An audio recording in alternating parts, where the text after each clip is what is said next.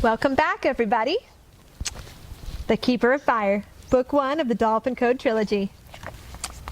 Chapter 10, The Land of Man. She screamed and screamed. Terror and agony clutched at her heart. Tower looked up at her. For one moment they stared at one another. Then he began to roll toward her. Deiji ran. She climbed up the sloped rubble from the cave in as fast as her legs could carry her, slipping and sliding while using her one usable arm to claw her way up.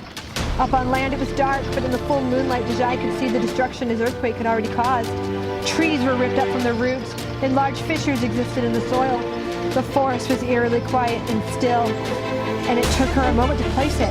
Everyone had fled. Hardly a soul remained behind. She ran as fast as she could through the nearest, densest patch of gnarled trees. Keep him away from Jaina, just keep him away from Jaina, she told herself as she ran south. She wondered with a slight sob just how many more souls Tower would take before the night was over. With the keeper of the forest gone, hope for victory seemed very slim.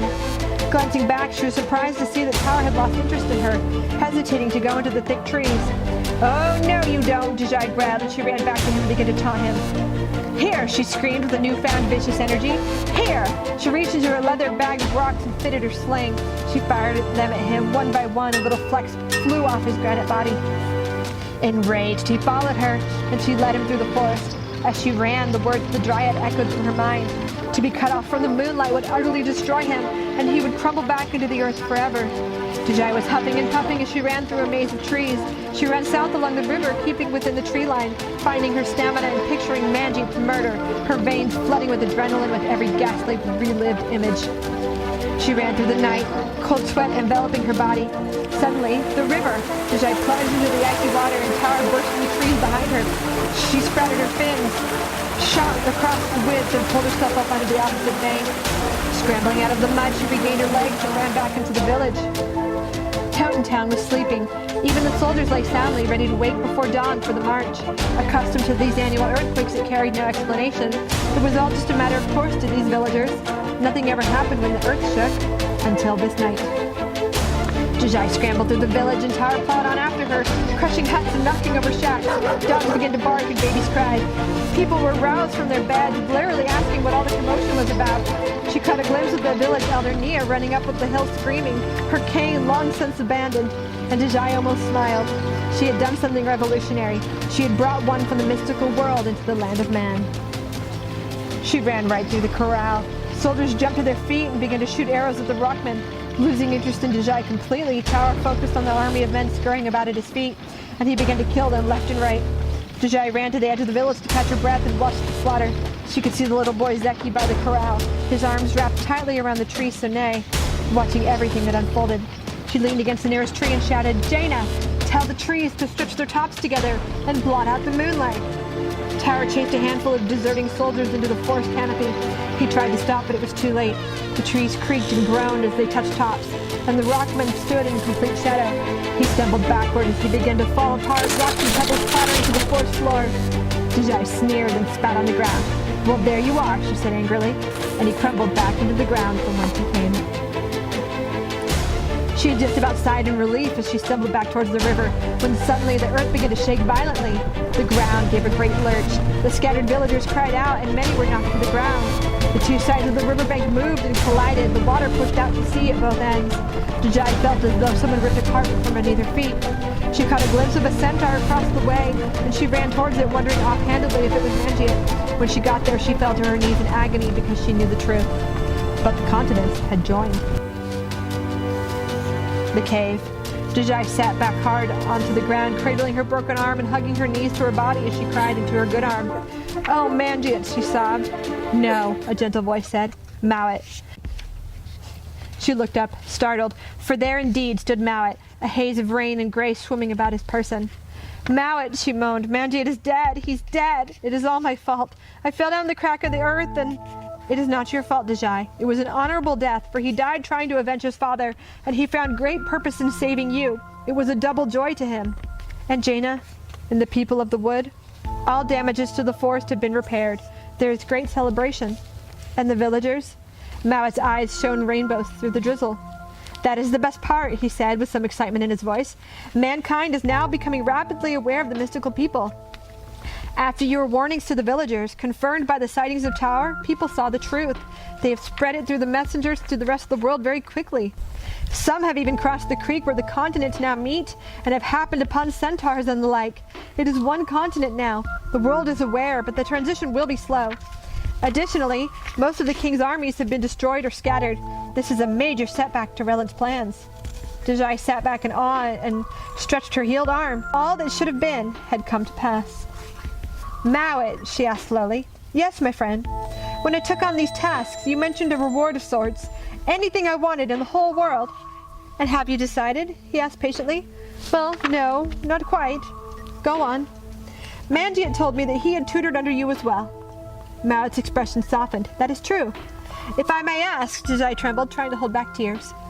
What was Mandiant's reward? What did he ask you for? He was a lonely creature, he said, with an edge to his voice, hesitating.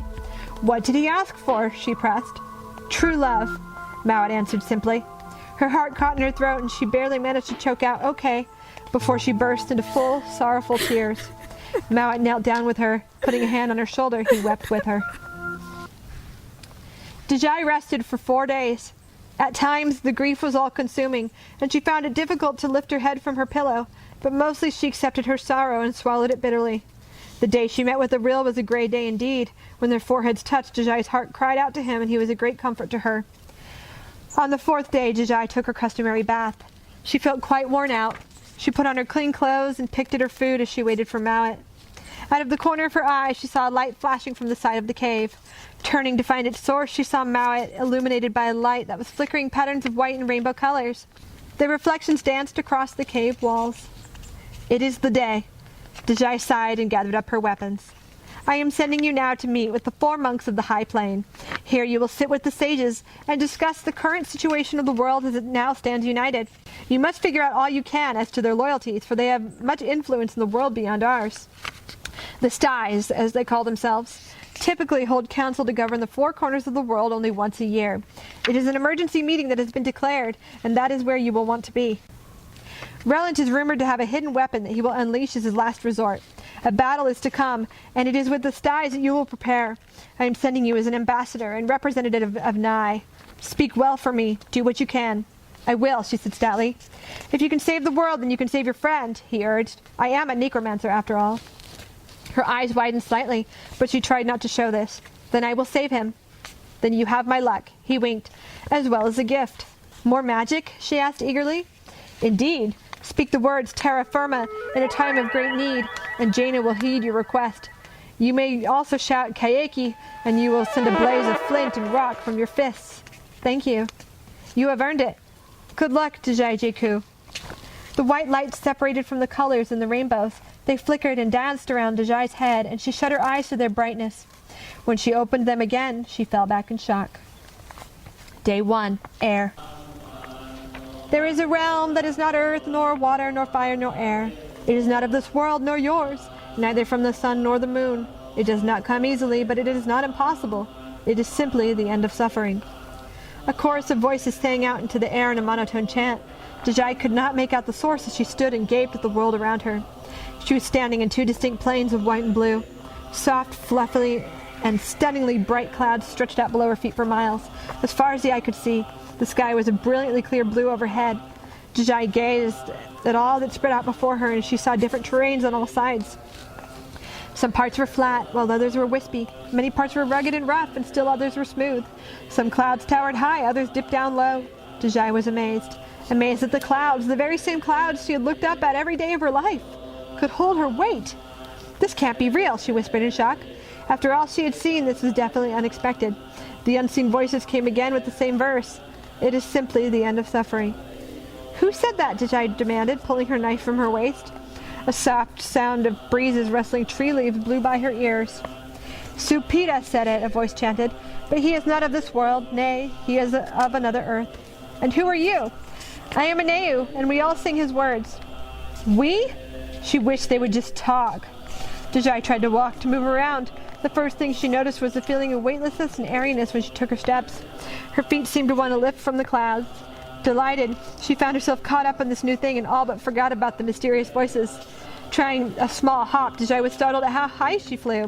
When she landed, she tried to launch herself as high as she could. Up and up she flew, over and across the clouds, as though flying.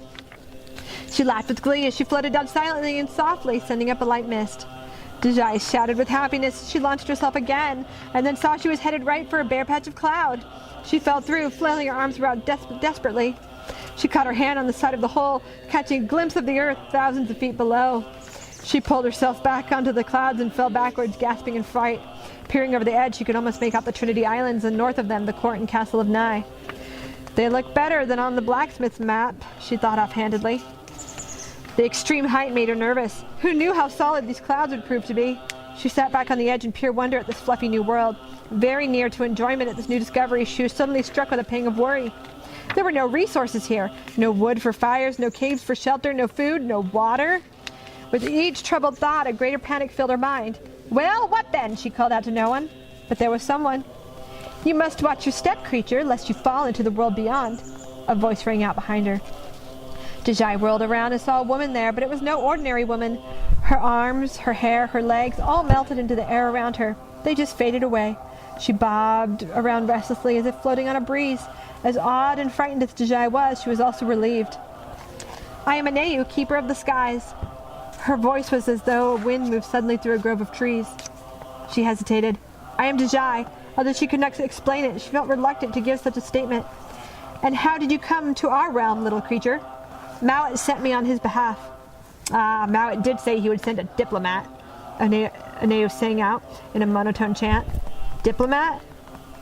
Deiji wondered if such wording was correct. "Well, yes, that is true," she answered quickly. "Then let us seek out my brothers." There was a whirl of wind and a strong gust of salty air as if it had just blown from across the ocean, and three more like Anayu came forth. They seemed to be male, and one of them looked distracted, while the other two looked reasonably intelligent. "I am Enil. I am Wayus. I am Fouth." They all sang in harmony, and Deiji bowed her head in greeting. "I am Deiji." They all stared at her, bobbing up and down. "May I ask what you are?" she said politely. A hollow echo came from Anayu's mouth, which Deiji took to be a laugh. "We are the Styes, people of the wind and monks of the high plain. We live on the other side of the clouds here, and Mowat has broken the boundary between your world and ours, so we could meet and discuss many things." "How long have you been here?" she asked them in wonder. "We have always been here, since before the creation of this earth," Wayus explained. "We come together now and then for our annual meeting, but this millennia we meet early to discuss a recent turn of events in the world below." "Shall we get started then?" Deiji asked eagerly. The quicker she was done with all this business, the better. "Not right away. It will be a time until our meeting commences." "All right," Deiji agreed evenly. "I need to ask you but one thing then. What do I do for food, water, and shelter here?" Fouth spoke first, his voice ringing out in a clear chant. "In this realm you do not hunger nor thirst. In this realm you may rest if you please, but nature will not scathe you for lack of sleep," finished Wayus. Deiji felt some happiness at this. She wasn't even surprised to find that indeed she was not hungry. In any case, it would be a nice break from scrambling about, trying to keep oneself fed and cared for. As if reading her mind, Enil added cheerfully, "In this realm you may meditate peacefully without concern and in strong contemplation." This is going to be a long week, Deiji thought to herself. The Styes left her in solitude that night. As the light around her grew dimmer, she wandered about freely, frolicking happily, although avoiding such big leaps as before. Deiji shielded her eyes every few minutes against the blinding whiteness and surveyed her surroundings.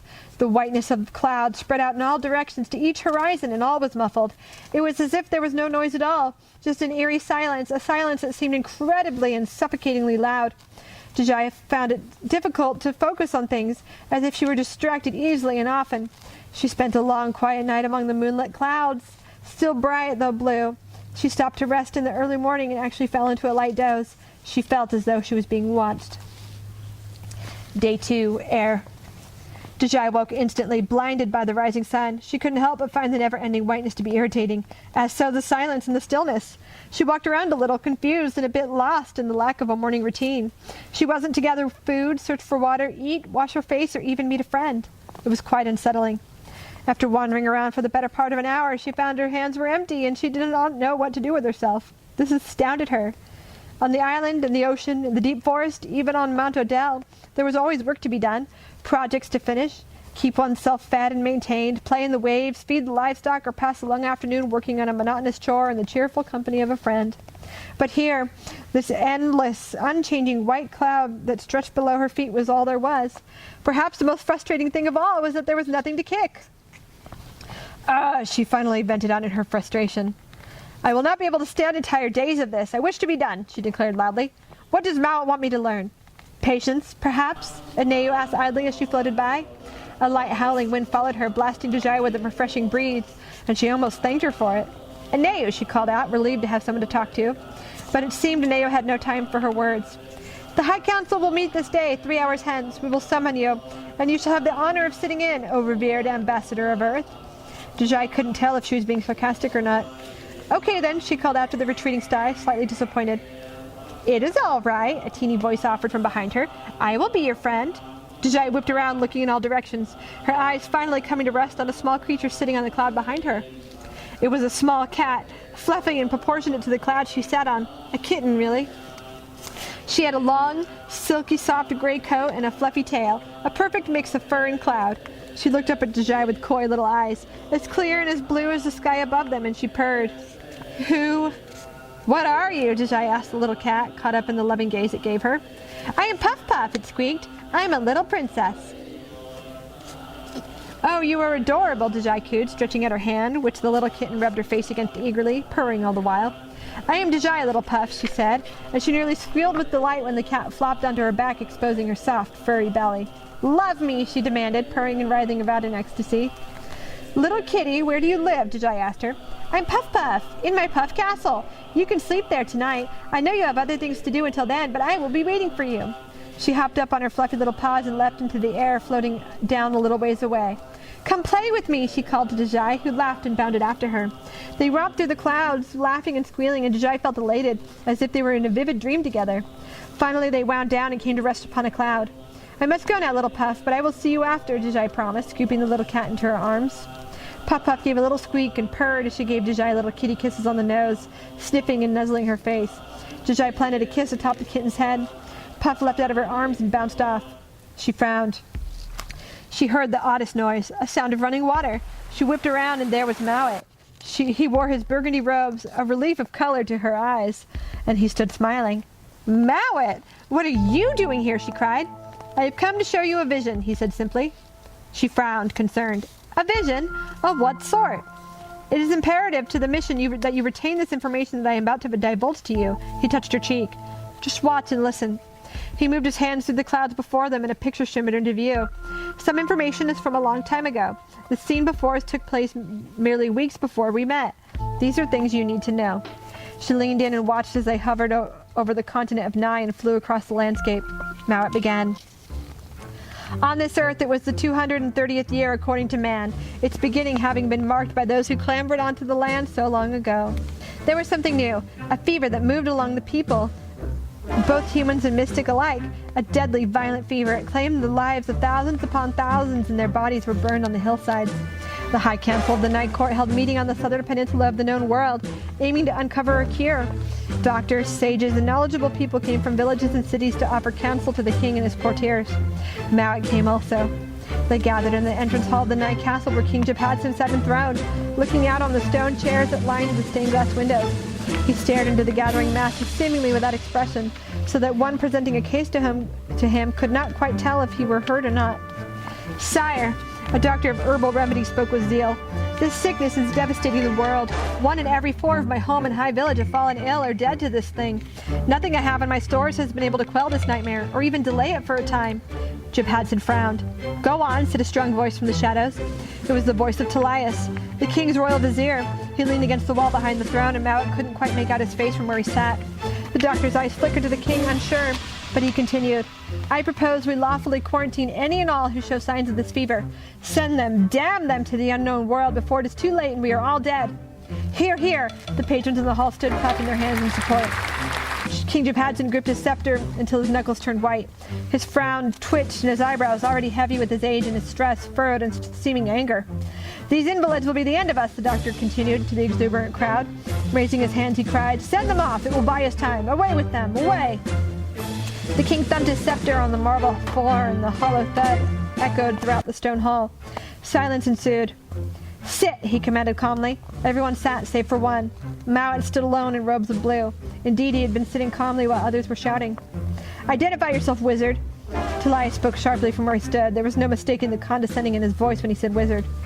Wizards were a thing of the past, almost an insult, hardly given serious consideration in any but the most extreme of circumstances. This being one of those times, Mowat knew that Talias would allow him few words, though skeptical. Mowat looked away from the king's face and deliberately shadowing the unusual light that shone forth from his own eyes. "I am Mowat," he said softly. "I must say, it has been proven that quarantine has made no difference in the people affected by this fever. It is not something that is contagious from one person to another. It affects only select people. We need to continue to care for these, not banish them, or they will surely die." "Then how does it spread?" "That I cannot altogether explain," Mowat admitted. "Not in a short phase or two. There is much more at stake, and it can only be explained through words of truth." "Truth," Talia said skeptically. "And what truth is this?" Mowat sighed. "It is a painful thing that I must again be the one to inform you of the years of darkness you have wallowed in, the years that you have spent in blind ignorance." A murmur of anger spread through the crowd. "It is not your own doing," Mowat said hastily, "but the forgetfulness of man from over 200 years ago. I told your grandparents once, and still they did not listen." "Then enlighten us," Talia said mockingly. "A little insight is key," Mowat agreed, not paying heed to the vizier's insults. "Let me start at the beginning, when mankind washed up from the ocean. It was the 300,000th year of the earth and of the sea. The closest thing to man were the mer people who swam and built castles and fortresses in the bountiful ocean depths. They lived richly and grew in number. But society came with a heavy price. The ocean holds many predators, but none so frightening as the bala. It is a large squid-like creature that hibernates yearly and stores food for itself in season. Attracted to the merperson's song, these people are helpless when the bala comes for its prisoners. They are stuck in cages or caught in seaweed, awaiting certain death that comes when the great creature awakens. Very few escape. Individually, mer people are difficult to detect, but in large numbers, and it is a tragedy to acknowledge, they are a social people. Their song echoes throughout the ocean, making them a mass target.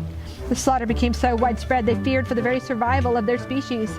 They held an audience with their friends and allies, the great whales, and their logical, loyal companions, the dolphins.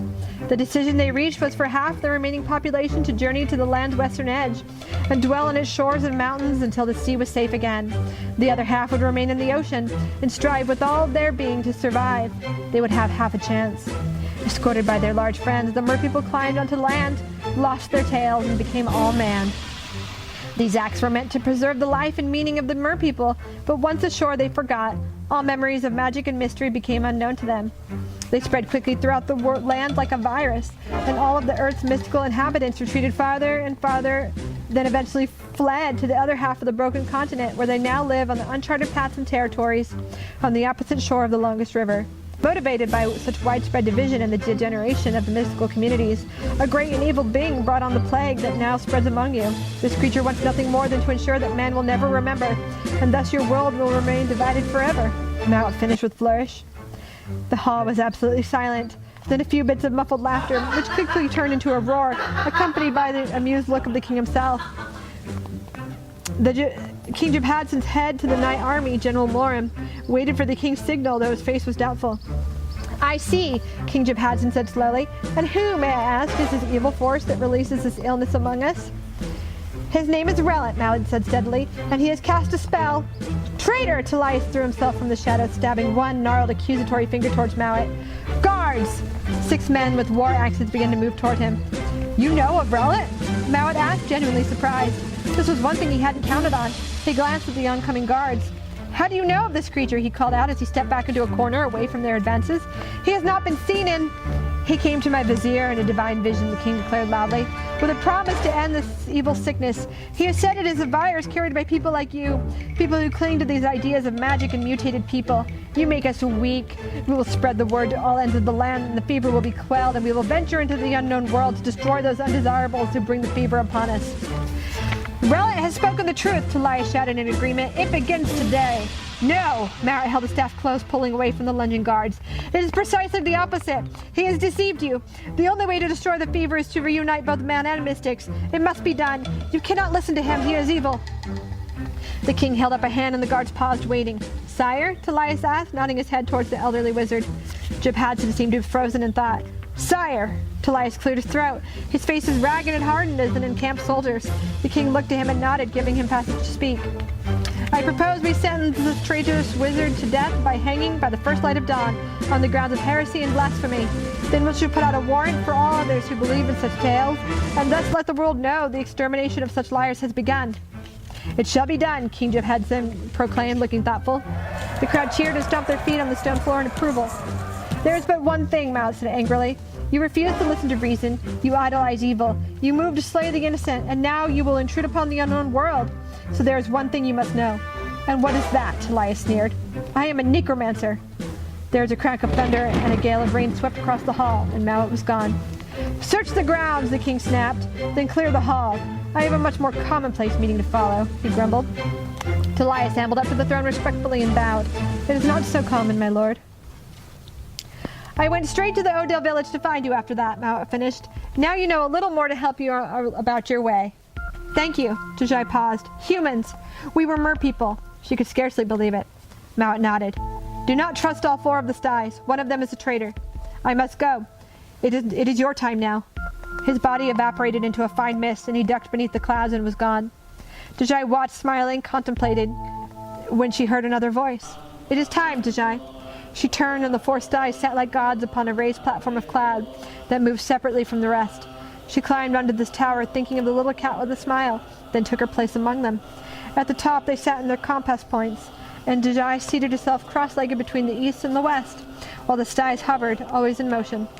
We are here, Aneu declared loudly in introduction, for the 70,452nd meeting of the styes of the 4 winds, sworn to the code. We are here to discuss that of the world of Nigh and what is to be done in its recent changes. We speak so this year because the world is now one, and we have with us representatives from all 4 corners of the wind.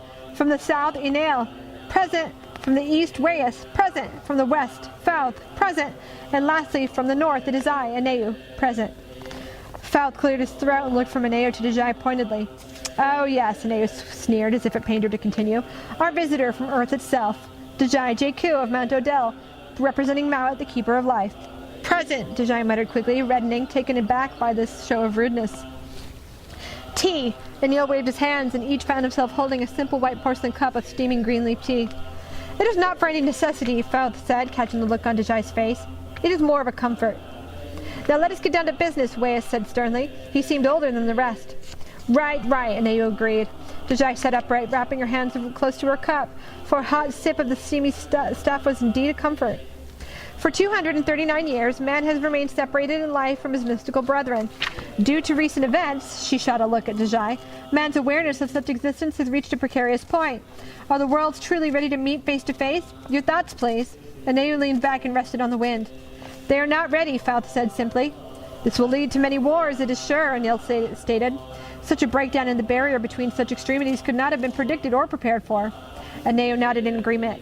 Furthermore, man will make their way across the unknown world, and they will overcome and conquer all that lies in their path as has happened before. The mystical populace is doomed. I agree, said Fouth. The mystical people will be run down, and man will take the whole planet for himself. Words started pouring forth from them all, so many words that Deiji could not but follow a mere bit of it.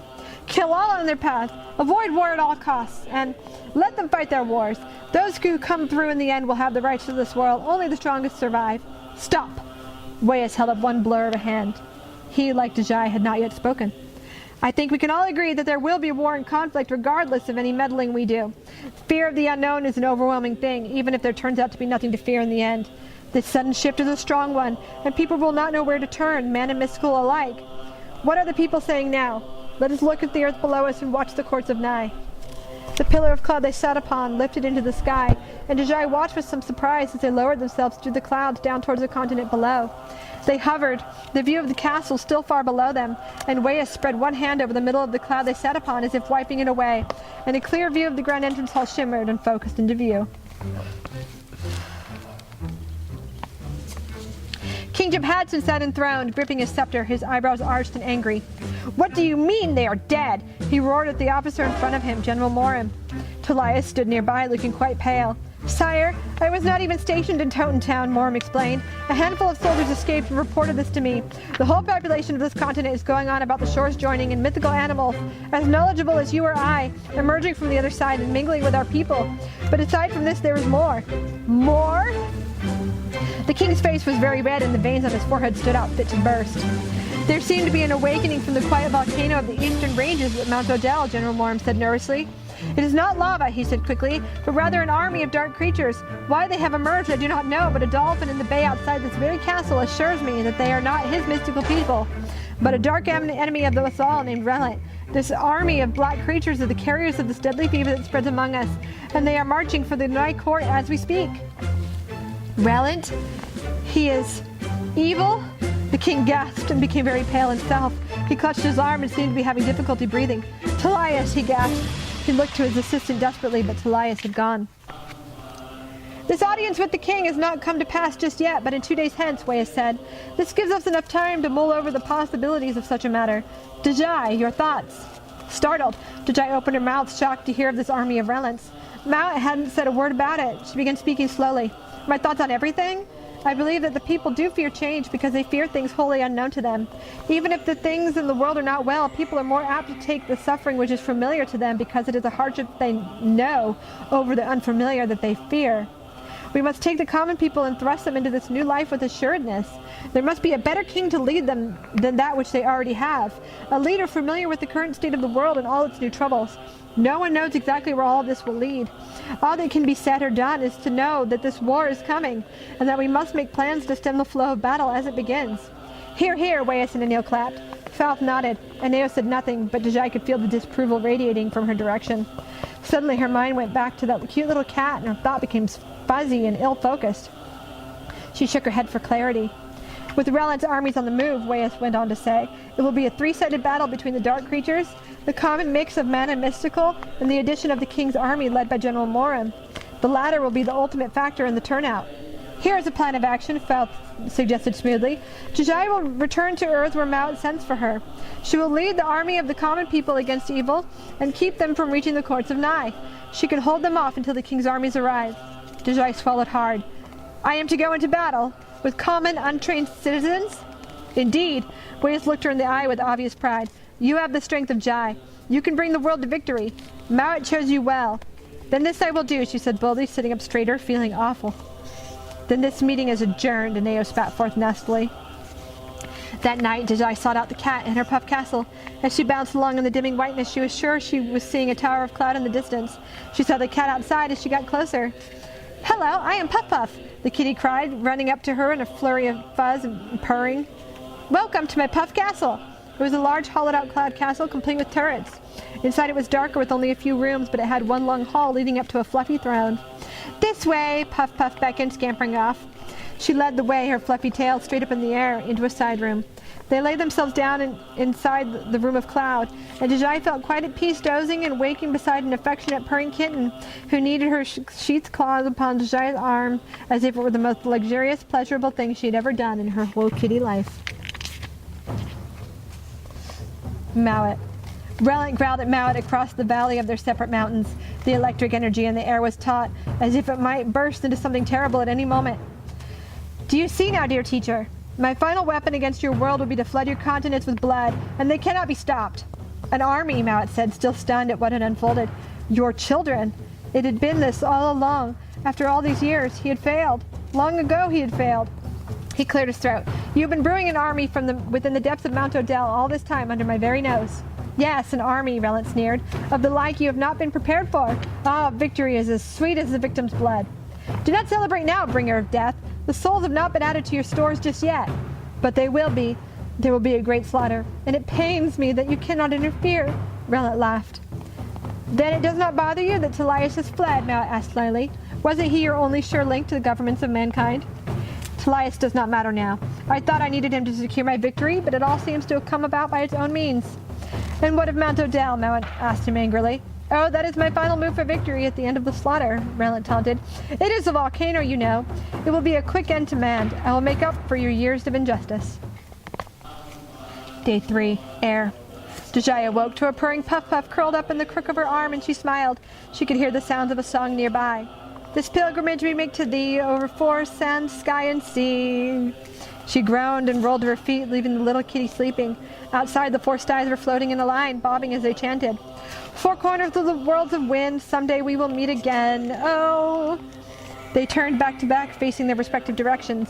Deiji hopped over to them. What is going on? She asked breathlessly. It is time for us to part ways and send our message to our corners of the world, Falth said curtly. We will bring you allies in battle. I will send the dragons from the west. I will send you the armies of man from the east, Wes offered. We will send a message throughout Nigh. The battle will be won. The Pegasus from the north will be of good aid, Anil stated, as well as the creatures of the deep forest. I will summon the wind, Anil said with a smirk. The other styes turned their faces away as though in shame, and Deiji frowned. Where is this battle to take place? Deiji asked Wes urgently, ignoring Anil. Outside of the village, below Mount Odell. You are to cut them off as they come down through the mountain and attempt to leave the valley. We must go. But what must I do? Where am I to go for now? You will leave this place when Mowat summons you. Meanwhile, train your mind, body, and spirit with the tranquility of this place. Refine your strengths. Meditate on all you have learned. After all, that is what the clouds are for. Not many of your kind are privileged to come to this realm. He winked, a very human gesture. Do not fret, Aneu threw in. Something tells me you won't be here much longer. Deiji did not like the sound of that.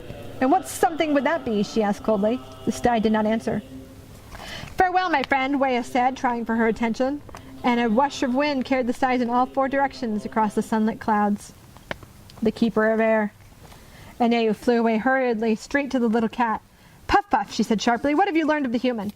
Not much, my master. She is such a dull creature, not even worth a good cuddle. She yawned as if bored by such conversation and continued to bathe her face in whiskers.